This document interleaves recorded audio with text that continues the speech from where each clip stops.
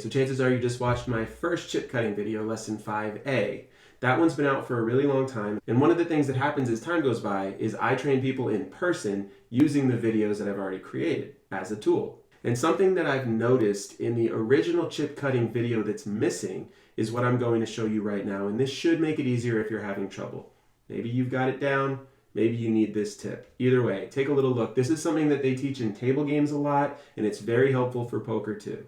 So if you're having trouble, it might be because you've learned, just like I taught, the finger positions, which are good, thumb here, pinky here, push it into the stack, and then the index finger comes across and cuts. But if you notice here, what just happened for me was I picked up the wrong number of chips and I did it pretty smoothly.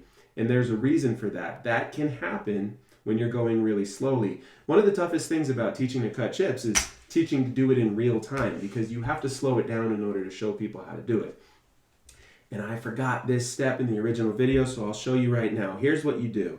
When you go and you make this contact, the moment of contact is the exact moment you cut. If you cut the chips at this exact moment of contact every single time, that contact will keep the chips in the correct heights. And learning and training yourself, not just for the finger positions, not just for sliding it here, not just for pulling it up, but teaching yourself to do the cut at the exact right moment makes a huge difference, especially if the chips are a little bit sticky like they are in some poker rooms that get played in a lot. So look, it's not just finger positions, push the chips here and then cut. It's at the exact moment of contact, exact moment of contact, exact moment, and you do the prove at the very end. That's what you want to be doing. One more time.